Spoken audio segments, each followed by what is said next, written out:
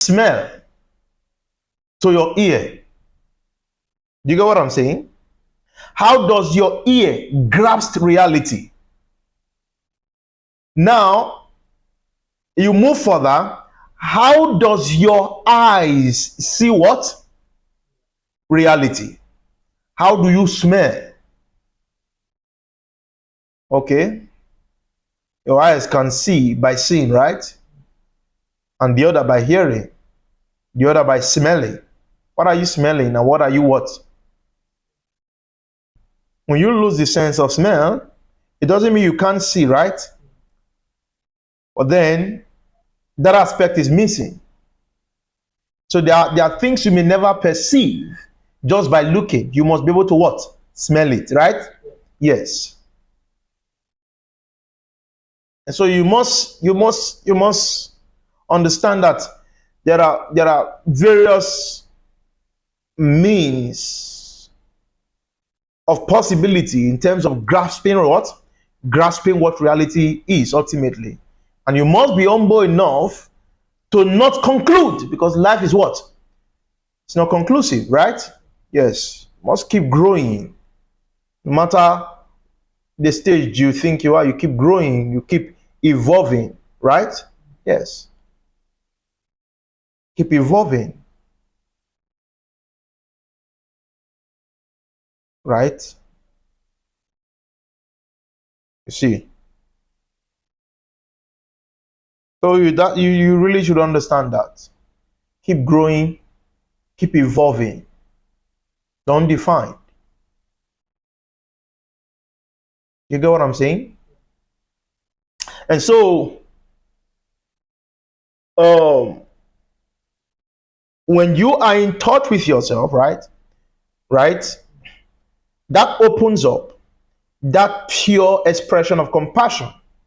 And we said, when one explores the doorway of compassion, one can begin to touch possible manifestations that is beyond what? Matter, right? And so the dream gate is what? Do you understand? The dream state, the dream possibility is part of them. Paranormal psychic possibilities are what? They are part of it, right? Yes. We talked about exploring compassion, like what we have, we made reference to Jesus, right? Yes. He said, being moved with compassion. And then possibilities follows. Okay? We have too many people who want to show, right? They are in for showmanship, to promote their religion, to show that they are miracle workers. But they are never in touch with the core center of true compassion, right? Which you will see in the Jesus that they claim they follow. And that's why you compare and contrast, you see a vast difference, right? A vast difference in what? In their lives, right? True compassion. Okay? True compassion. And so we really looked at that yesterday. And I hope that really bless you. Any response?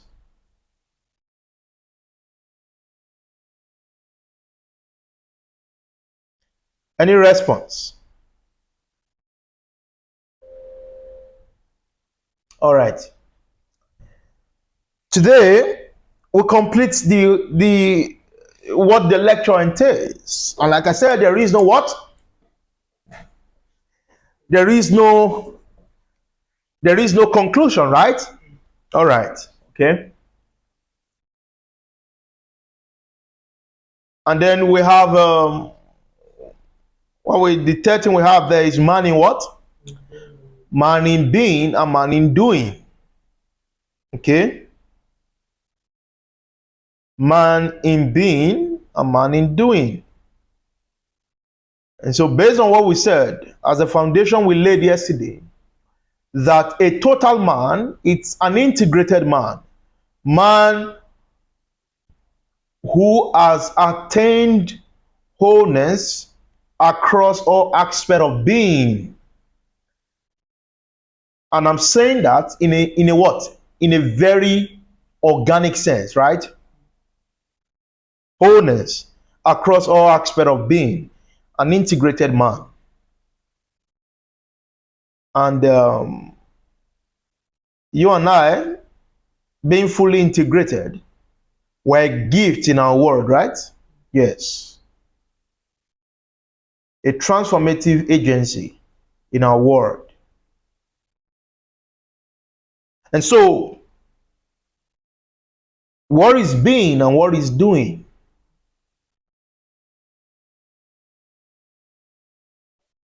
What is being and what is doing? Man in being and man in doing.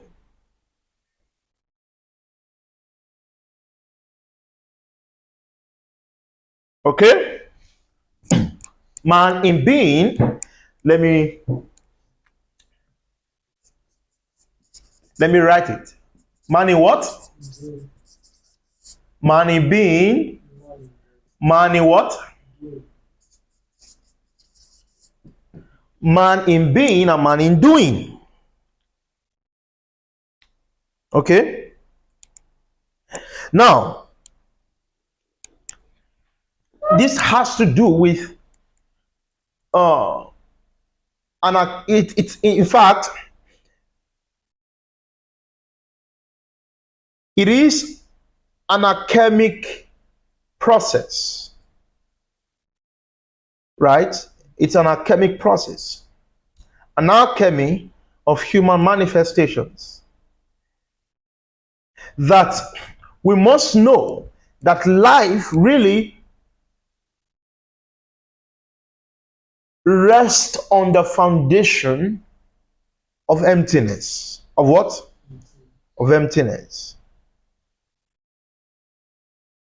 This is not just a subject or a topic, right? It must be an understanding.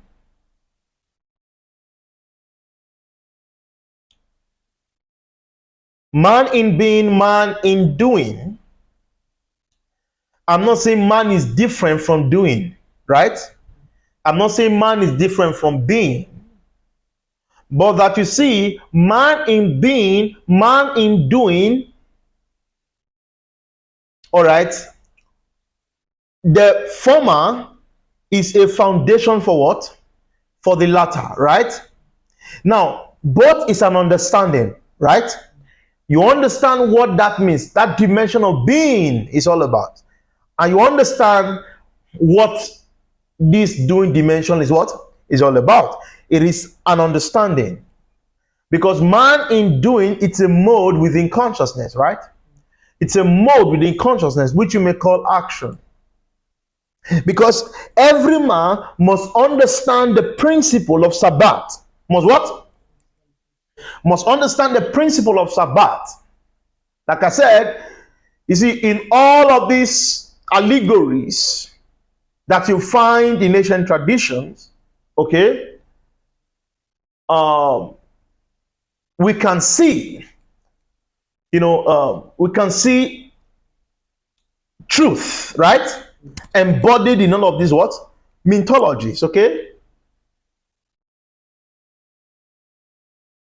So Sabbath actually means what? It means rest. It means suspense, what? Right? It means suspense or rest. And so it's a primordial principle that has been explored by the ancients, okay, as the foundation of human creativity and productivity. What you call what you call an idea, what you call creativity, what you call clarity, they are the fruit of emptiness. They are the fruit of suspense. And you can do your research about people who understand this principle. Many inventions came as a result of people understanding how to be suspended. Because in the modern society, we equate waste of time to doing nothing, right? And so we are constantly always engaged in one form of activity or the other. And so in the illusion of busyness, all right, we obscure ourselves from the true source of creativity, which is what? Emptiness. Man in what? Man in being. And so you work the Sabbath, and that is the ancient message, not a physical, scenario of going to a place to worship God, right? It's a complete misunderstanding of what that is. Right? Yes. Because this is not about a physical temple, right? It's about you as the temple of the absolute, the temple of reality. And what do you do in the temple? What do you do in the temple? What do you do in the temple? You contemplate. Because the Latin word for contemplation is the word templum. It means temple. Or you can do your work on that. Study the etymological structure that's around the word contemplation. What you do in the temple is to contemplate. And what is contemplation? Is stillness. What does that mean? Be still and know that I am God. Human beings don't know that. Why? Because they've been ingrained in that distorting cycle of constant activity. And that's why they are not in touch with themselves as a temple. This is not working 6 days and then 7 days you're not going to church or the mosque. All of that are religion. True spirituality is not that. Somebody says, should I go to church? Should I go to this? You see, we need to fellowship. Don't you think we should need to fellowship? Are you crazy? What is fellowship? Does fellowship has anything to do with going to a building? The human space is the ground of natural fellowship itself, right? Yeah. It's the ground of spontaneous fellowship itself. Because the moment you step out of your house, you see human beings around you. That is a spontaneous natural fellowship that is going on. If you step out, you see the trees, you see the rivers, you see the rocks, you see animals around you. The very ground upon which your feet is on allows for a spontaneous sense of fellowship. That which you organize is just what? That's not, you don't need it, right? Yes. See, this is the understanding that I have, and that's why in our public lectures we don't force people to what? It's not what you compare. You don't say, oh, come on, you need this fellowship, and start what? You need it. No. Wherever you are good, right? You are good.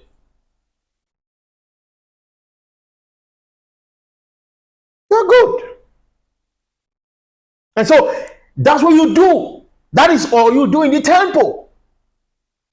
It is the word contemplation. You can check the Latin root of it. If you have read the Psychic Shabbat, you can see it there. And that's why if you look at the place where Jesus said, this temple is supposed to what? Supposed to be the house of what? The house of prayer, right?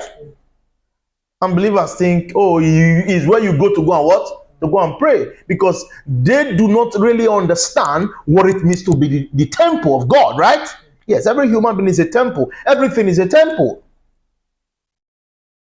But what do? You call it prayer. That's what you do there.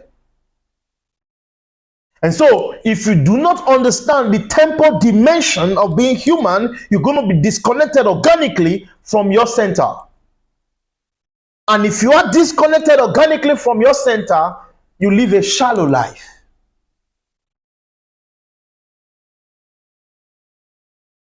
And so to live in, from this inmost connection with the center is understanding your temple dimension. It's understanding the temple dimension of being connected with that.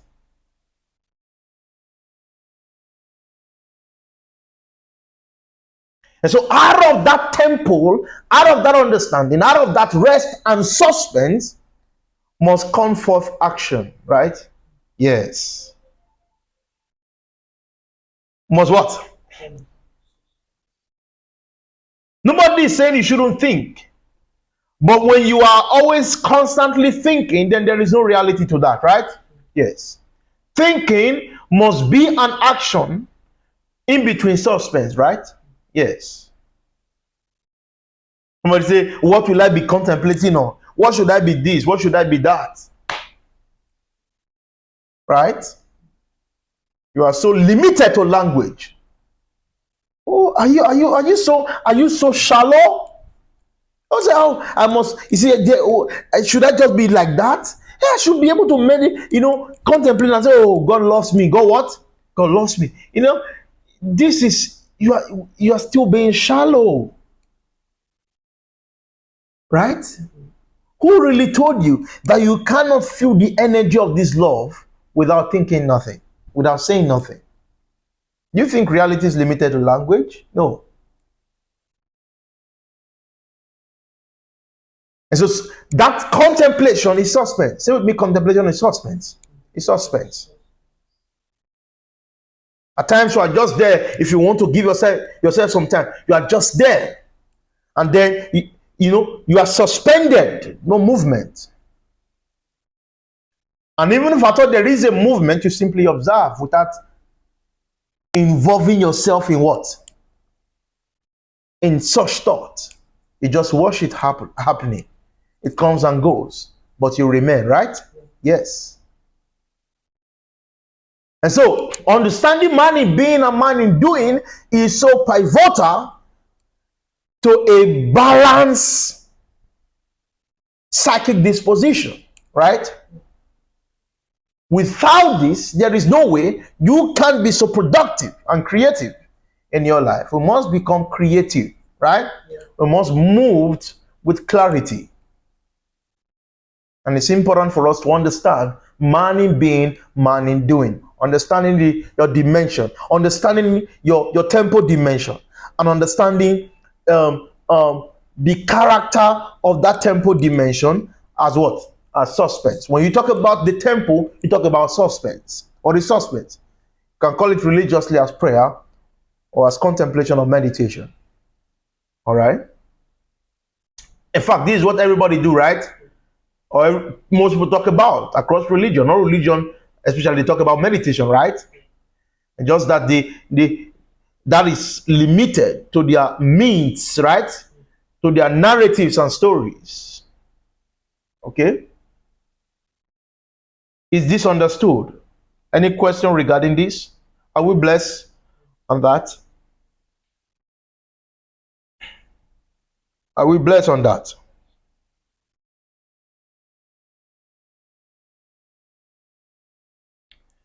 Response, please. Are we together?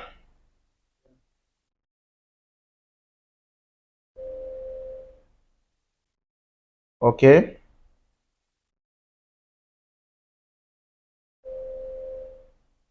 All right.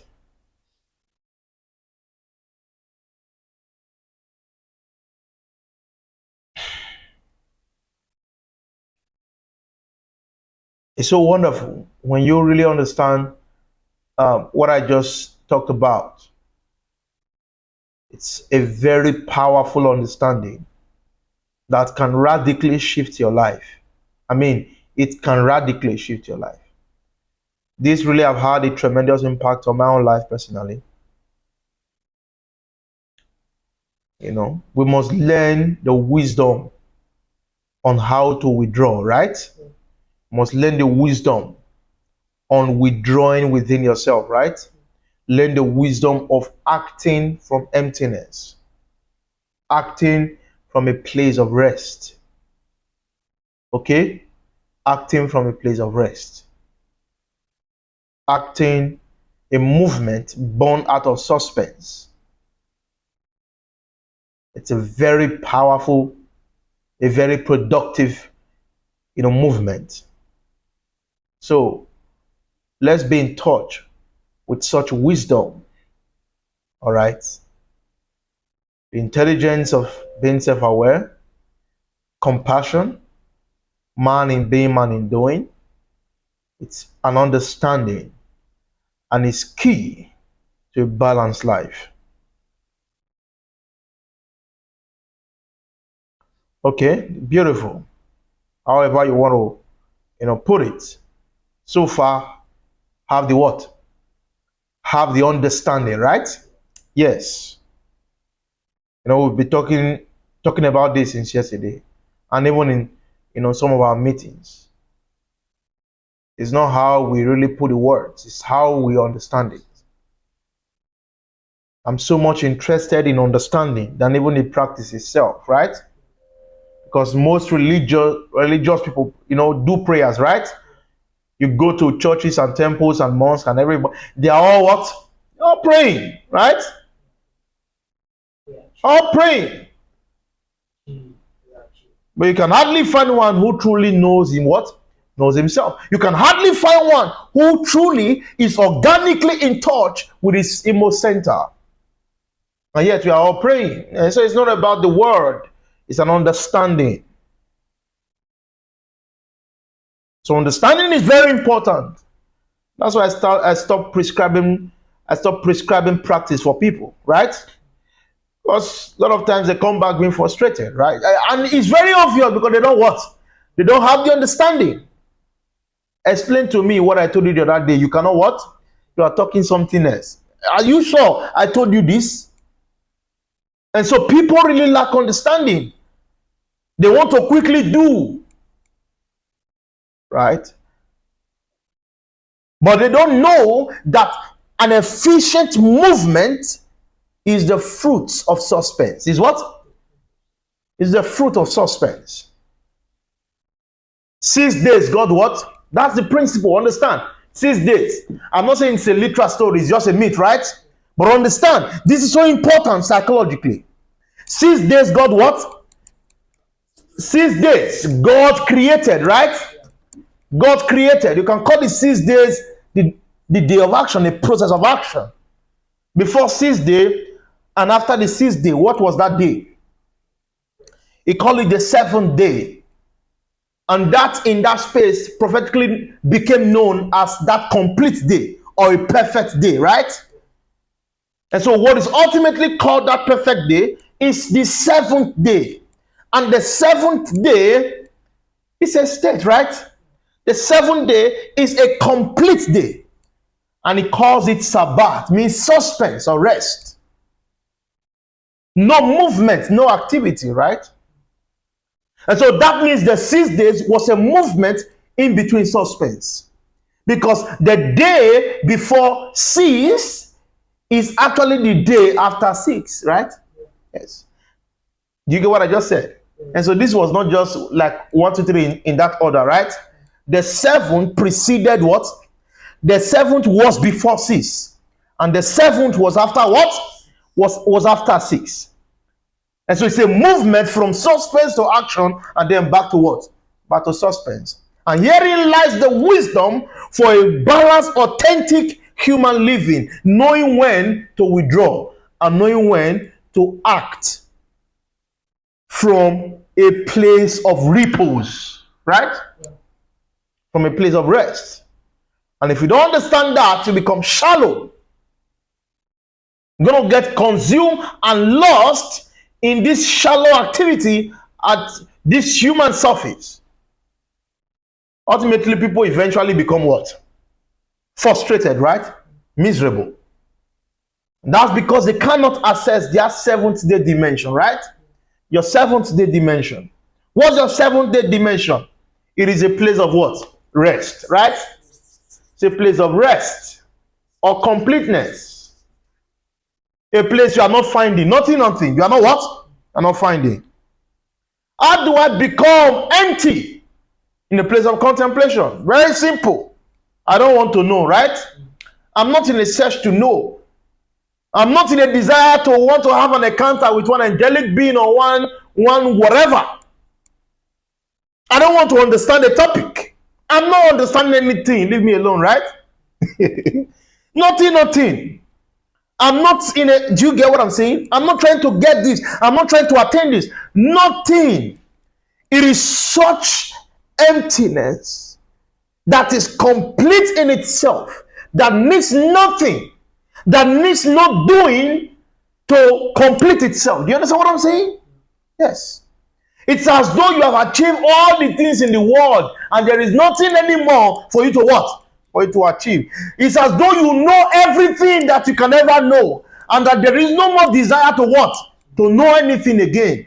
Have you attained that state? If you attain that state, you're an enlightened being, right? It's called the seventh day. From that completeness, every action that comes from it is productive and creative. In that Psychic Shabbat, in this revised edition I'm doing, once it comes out this week, or this coming week, you can get it, buy it and read it. Right? Assessing your 7-day dimension, right? Yes. Nothing. It's a place of what? Nothingness, right? Nothing. The desire is there, it's not seeking, right? Yes.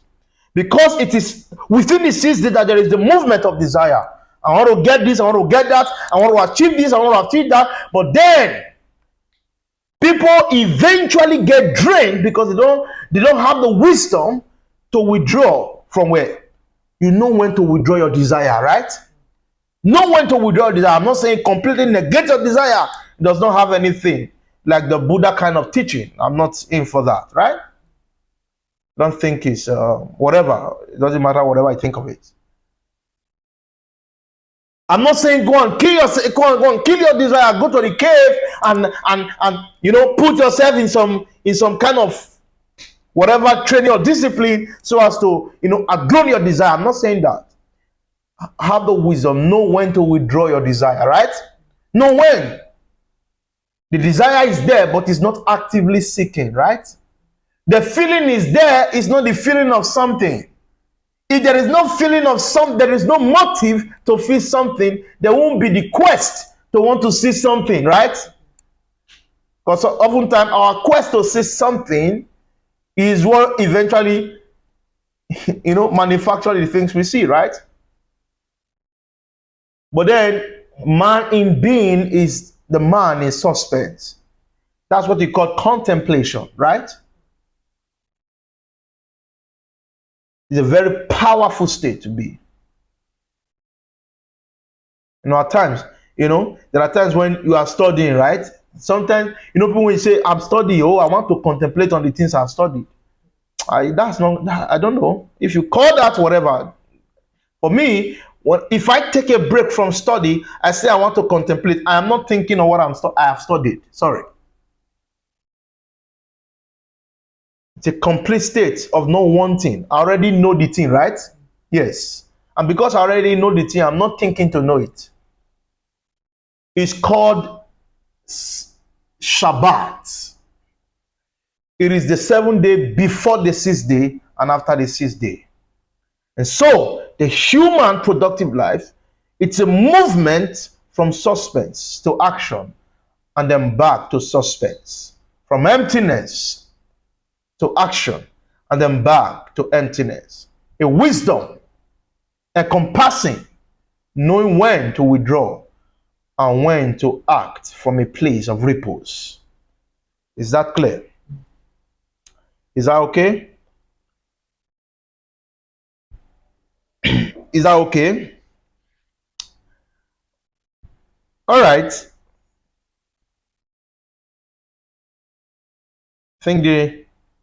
Is that fully okay? Before I move on to the next, are we okay with that? Is that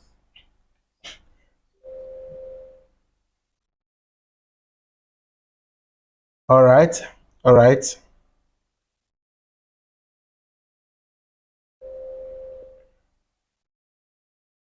All right.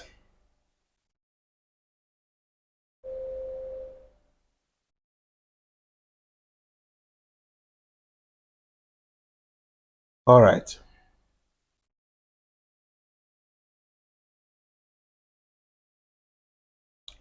And so the other, not going to dwell too much on this because the time is already, you know, um,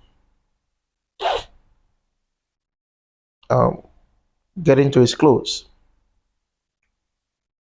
The age of ages, right? The age of ages.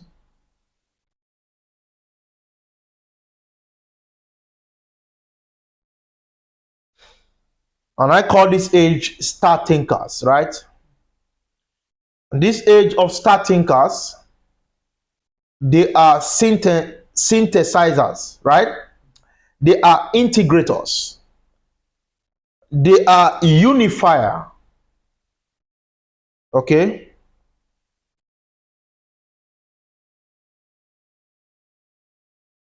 And if you look at the process of human evolution, right from the prehistoric time down to this modern age, you're going to notice sharp difference, right, in all these migration and transitions. Okay, we know that in prehistoric times there was no written what, things were not written, right? There was no written stuff. That's why uh, the documentations we mostly is what you find in ancient times, right? But in prehistoric times, there is no what, no, not that form of documentation, and no, stories were always transmitted orally, right? Yes. And so if stories have been transmitted orally, we should expect, it's common sense that some things were what, most things would have been exaggerated, right? Yes. Okay. But then um, where I really want to what I really want to point out here is how that if you look at the collective nature of human experience spiritually, you realize that we've always been progressing, right? Okay. Now we talk about different ages, right? These ages, they are not supposed to be um, contradictory ages, right? They are supposed to be a successive kind of ages, a successive, movements. Just to tell you that collectively we are growing as human beings, right? Not just individual growth, but we are actually what? We are growing corporately. Look at the Middle Ages, right? That occurred between 5th century and 14th, 15th century. Because the Renaissance actually kick-started around the 14th century, which climaxed to the Age of Enlightenment in the 18th century. And during the Middle Ages, we had the church who mostly dominated over the cognitive process of the people. All right. And the Catholic Church really was at the aim of that. Okay. It was based on orthodoxy. Everything must go according to how it is what? How it is written. Okay. And we also see the corruption that came from that system, which led to the Martin Luther what? Revival or revolution in the 1600, right? The 16th century. And of course, that is what gave rise to all of these denominations.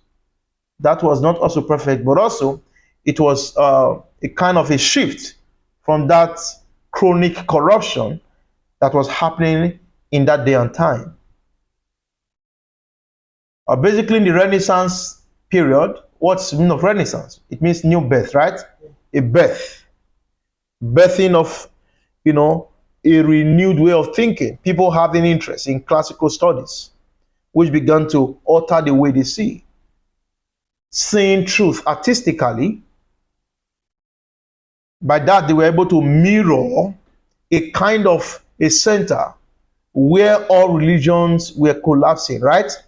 This was the reason why some of those mystical or esoteric mystery schools, esoteric mystery schools began in that what?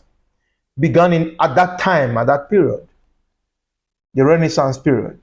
So we have societies like the Theosophical what? The Theosophical Society, right? By Madame Blavatsky and some other persons, mystics, who began to find the common ground amidst what? Amidst all diverse human religion. That was actually an artistic way of saying truth, because artistry, it's about what? Seeing beauty across board, right? Yeah, so when you see, look at a painting now, right? Look at this artwork. The beauty of that artwork is what? Is across board. Everything is contributing to that beauty. Whether the color is red or black or whatever, is contributing. And so this is what characterized the Renaissance age, all right, in the 14th, 15th, 16th, 17th century, which climaxed into the Age of Enlightenment, where you have the birth of New Age thinkers and all of that. Okay?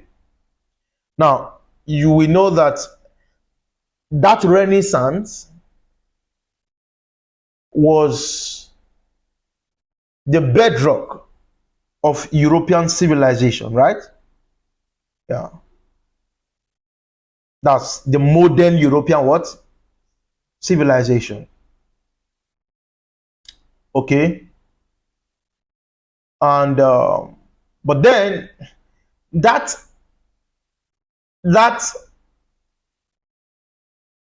dominating way of thinking that was very prominent in the Middle Age, still what? Still lingered, right? That's why if you look at the West is still what? That age is still there, right? That way of thinking is still on when you look at the West. The church, the system, the religious system is still over the cognitive process of people. So you can't really see truth across board. Okay? And so we still have that age, Of course, that age basically survived on the basis of what? Political power and oppression, right? Yes. Because people that were referred to as what? As heretics were people who taught outside of what? Outside of the box. Who didn't give in to religious creed. And so if you and I were to live in that age and time, we would have been dead. We would have what? We would have been dead by now. Straight up. Okay? And so the church survived on the ground of that what? Of that political and religious domination. Okay? But then, like I said, I'm seeing a successive what? Movement, right?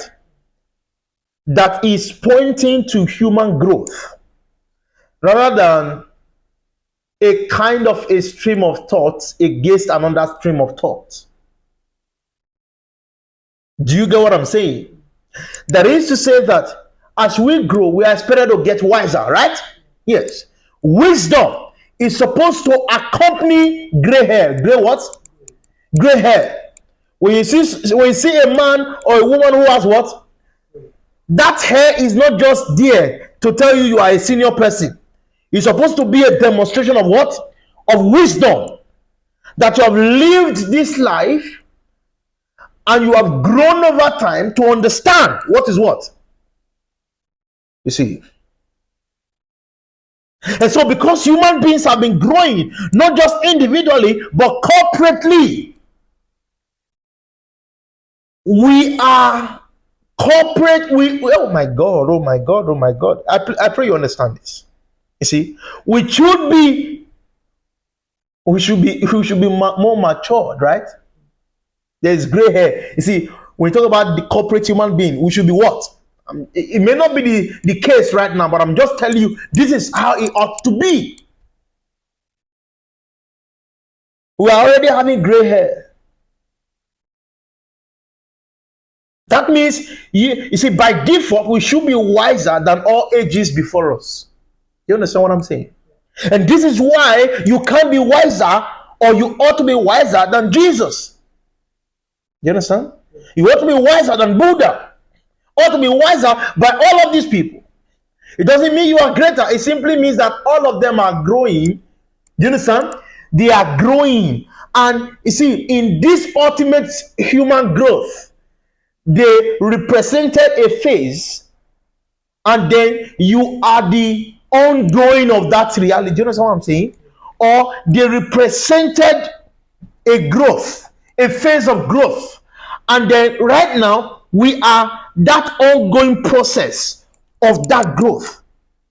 You know, if I talk like this, somebody say, who are you, self, right? Why do you understand what I'm saying? Who are you? Who are you? I ask a question. I say, if you use St. Paul to judge what I'm saying, who then judge what? Who then judge St. Paul? And he says, who are you? What ranking do you have in the spirit? Is it not common sense? Is it not common sense that Paul does not know the things I know, right? It's not pride.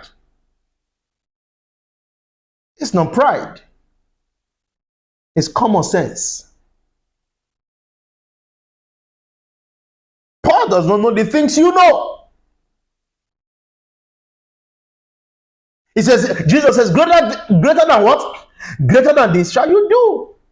Doing is born out of emptiness, right? The function of consciousness. And so you can be more mature than him. You are more mature than him. And it does not what? It does not reduce what? Anybody, right? And so star thinker is a word or a term describing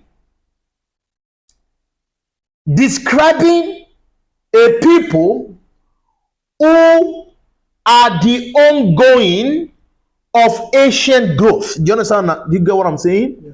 Who are the ongoing of ancient phase of maturity.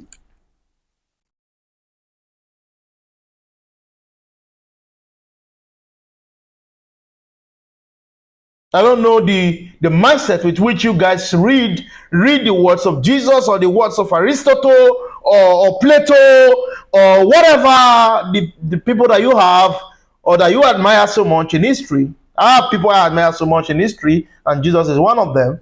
But guess what? I am a star thinker. I am what? I am a star thinker.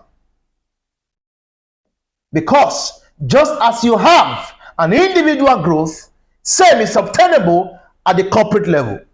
Humanity is growing, right? Yeah. Humanity is growing.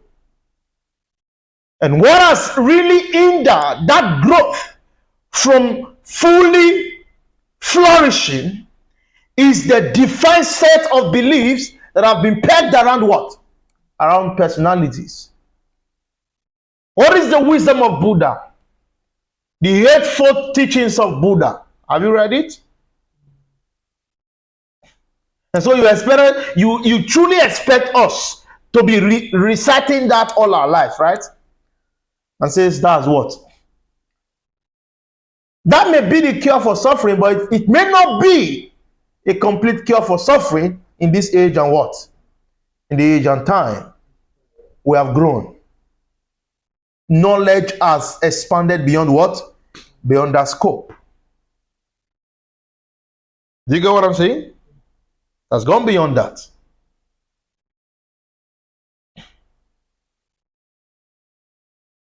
And so let's say David says, oh God, from where will I go from your presence, right? And that was how many what? How many centuries ago?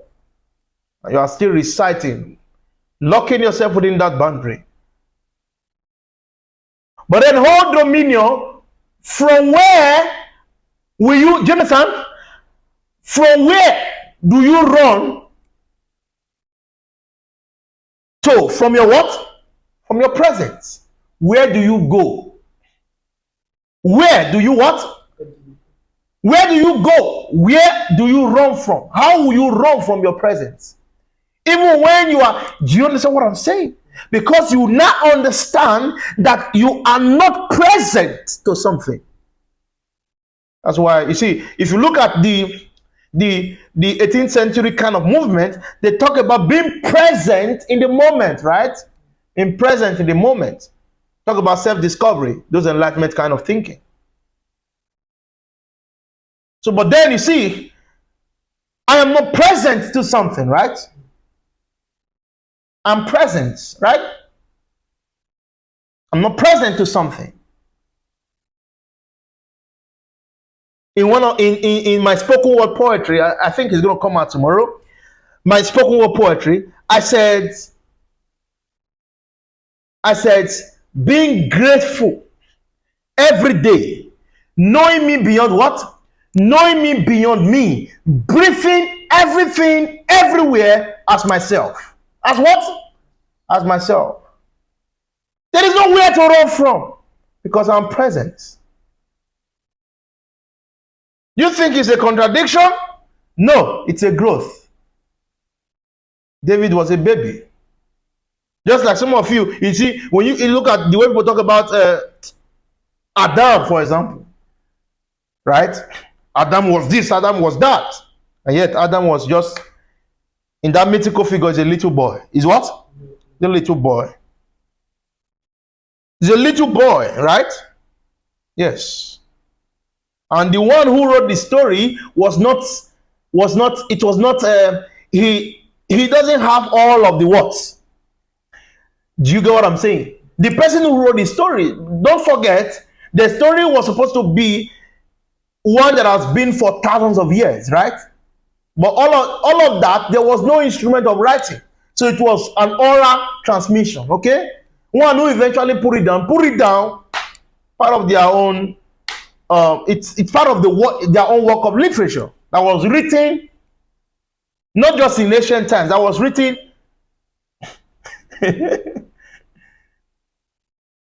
in a modern time, but not in the sense of this modern time.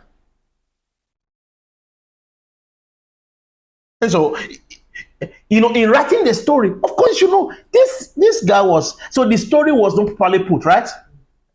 Oh, are you correcting the Bible? Or are you to correct the Bible? No. I'm just telling you that if you write a story right now and you look at that story 20 years to come, right? 20 years after, you're going to see areas of what? Areas of improvement.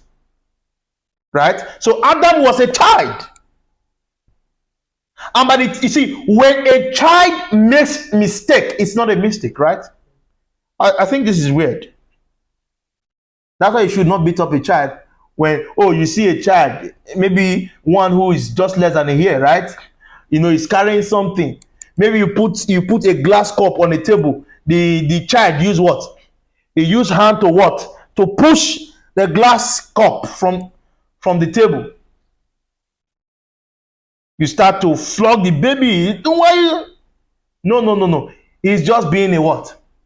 He's just being a child. It's just being a child. Being a child, you can't call it a mistake. So Adam was a child, right?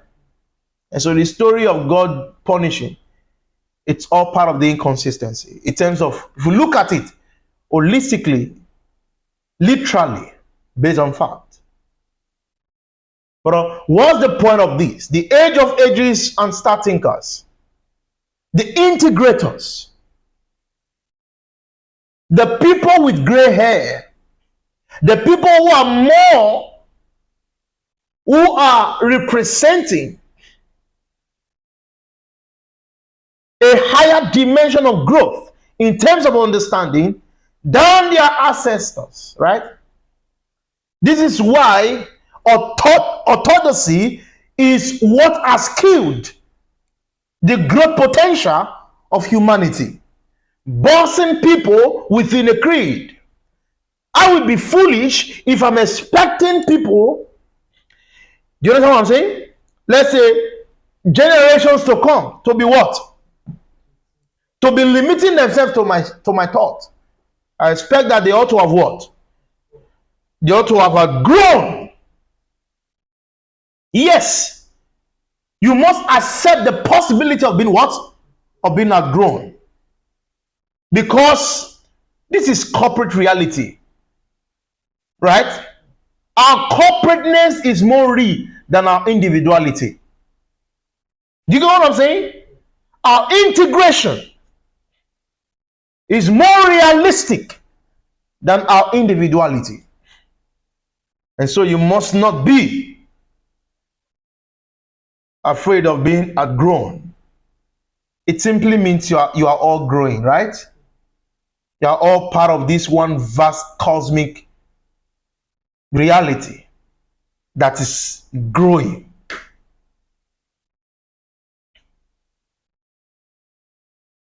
Oh, you should find rest. Find rest. Right? Find rest. And that's why, see, this is maturity. It's not that you're correcting Jesus, right? You can. But then you are seeing beyond it, right? You are seeing the, oh God. Oh God. Can we really understand? Can we get this clear? Can we understand that this is not about your religious leaders? Do you understand? Your creed, your book. Life do not have a book, right? Or rather, the book of life is all that life is. Do you understand what I'm saying? The book of life is all that life is.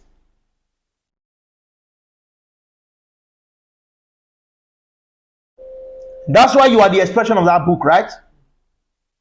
Not a religious book,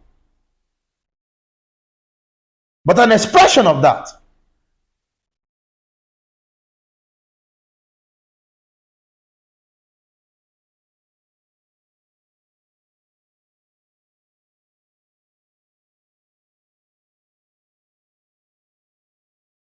Do you understand what I'm saying? Yes. So, and I hope you get this very clear. Have I confused you?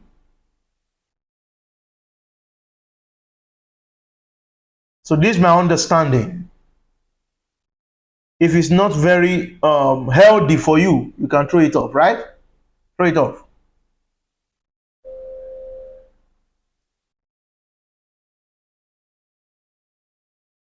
Okay.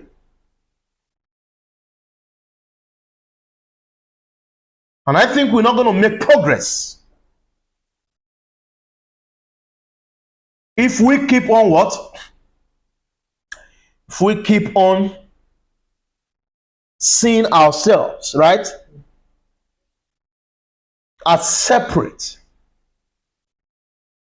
from this whole process of growth, from this whole process of this corporate human growth. This is the door of wisdom. The door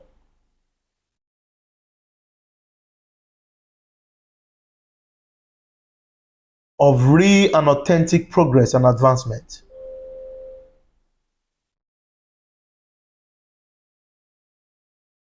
And I hope you were blessed. Any question, which is the last part before we call this a day? Are we blessed? Oh wow, I love you all. Any question?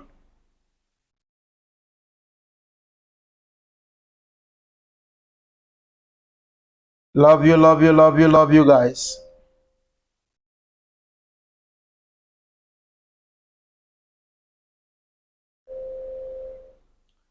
All right. Great. Okay. Stay good. Stay blessed. I love you. Bye. Enjoy yourself.